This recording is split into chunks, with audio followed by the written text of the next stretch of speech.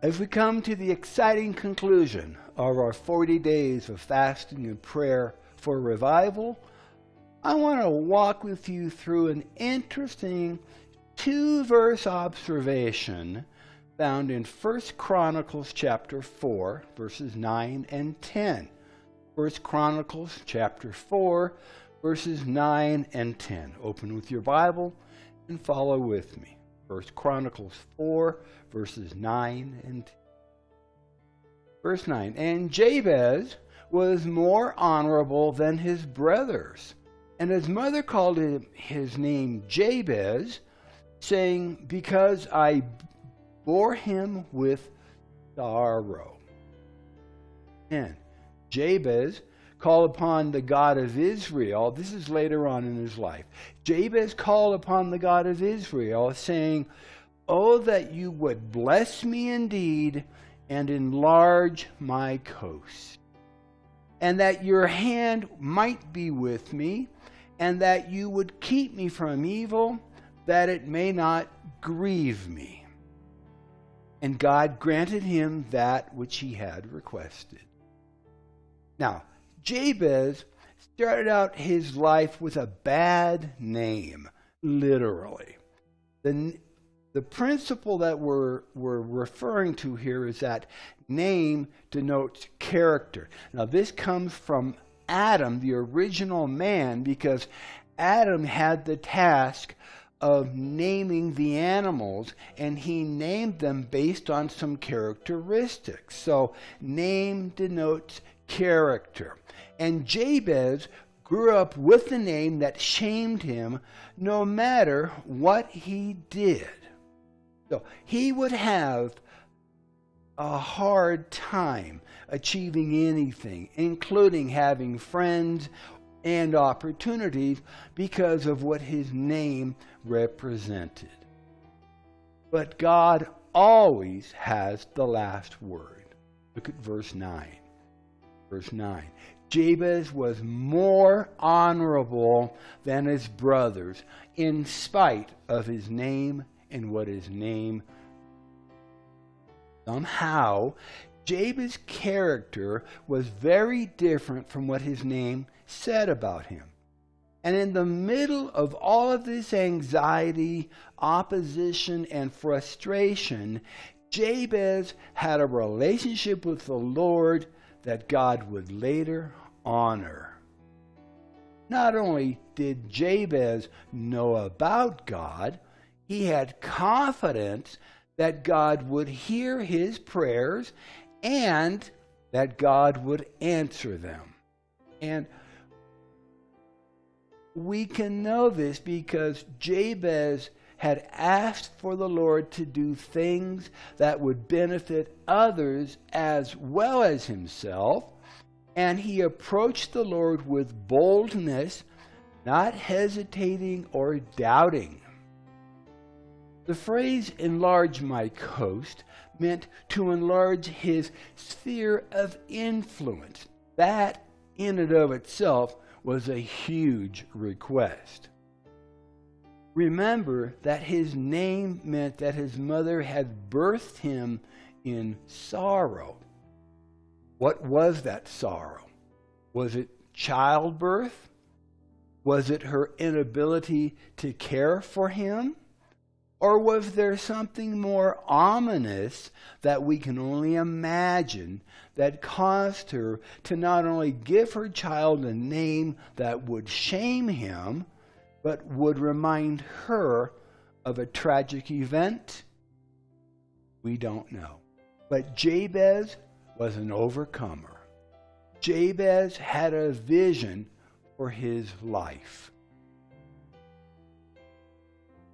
And whatever that vision was, it had not yet been fulfilled, and Jabez was seeking God's help in achieving his destiny.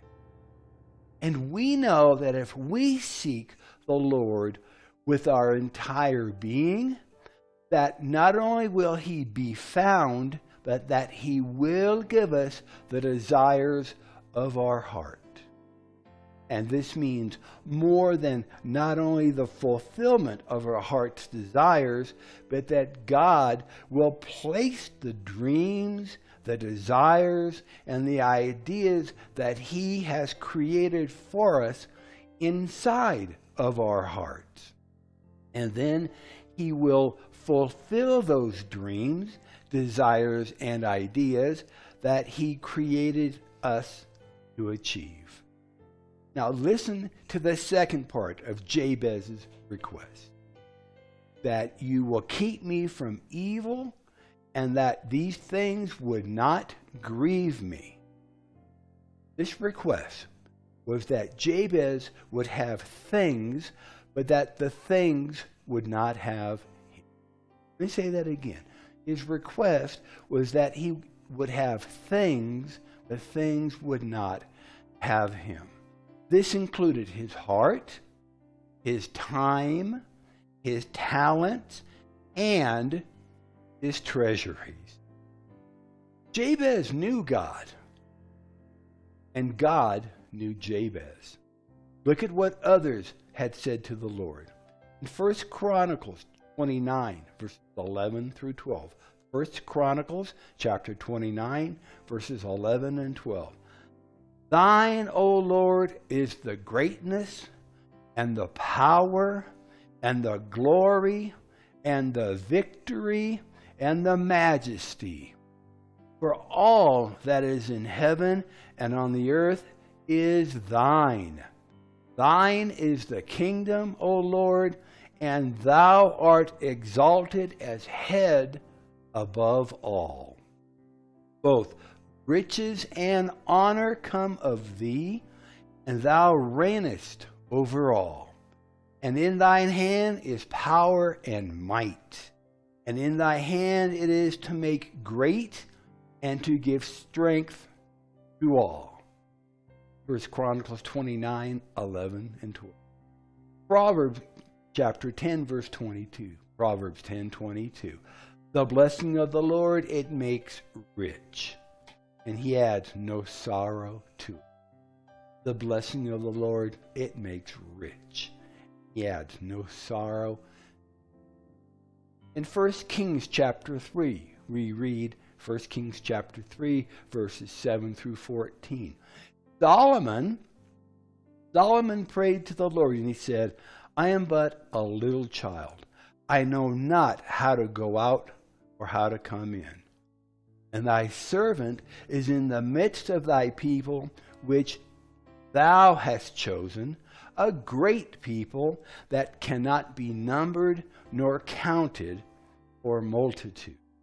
Verse 9, give therefore thy servant an understanding heart to judge thy people, that I may discern between good and bad. For who is able to judge this thy so great a people? And this speech, this request, this prayer, this petition pleased the Lord, that Solomon had asked this thing. And God said unto him, because thou hast asked this thing, and hast not asked for thyself a long life, neither hast asked riches for thyself, nor hast asked the life of thine enemies, but hast asked for thyself understanding to discern judgment. Behold, I have done according to thy words. Lo, I have given thee a wise and an understanding heart, so that there was none like thee before thee, neither after thee shall any arise like unto thee. Verse 13, and I have also given thee that which thou hast not asked, both riches and honor, so that there shall not be among the kings any like unto thee all thy days. And if thou wilt walk in my ways to keep my statutes and my commandments, as thy father David did walk, then I will lengthen your days. In 1 Kings chapter 4, 1 Kings chapter 4, verses 29 and 30. And God gave Solomon wisdom and understanding exceeding much, and largeness of heart, even as the sand that is on the seashore. And Solomon's wisdom excelled the wisdom of all the children of the east country and all the wisdom of Egypt. Jabez was able to approach the Lord with such bold requests because of his humbled heart. And a humbled heart is a part of obedience that comes from fasting and praying. And it pleased the Lord to bless Jabez and to honor his requests, just as for King David and for King Solomon. So if you've been following with us, and if you've joined your faith with ours throughout this revival campaign, you are in a position of favor to ask the Lord whatsoever you want. No matter if you fasted 1 day, 3 days, 14 days, 21 days, or even 40 days.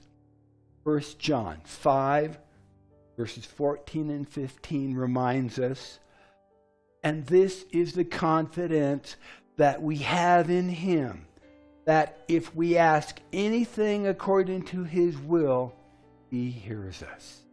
And if we know that he hears us, whatsoever we ask, we know that we have the petitions that we desire of him. Thank you for joining with us. Thank you for praying with us and for praying for us. Thank you to those who have supported us financially as well. The blessings of the Lord belong to those who seek him and ask. This is Pastor Steve. Our church is La Viña de Gracia in La Calera, Colombia, a little ways outside of the capital city of Bogota. So until next time, may the Lord richly bless you, prosper you, and keep you safe as you follow hard after him. Be sure to send us your testimonies of what the Lord has done for you and those around you as we complete this 40-day time of fasting and praying and seeking the Lord in all things. And we'll see you next time. God bless.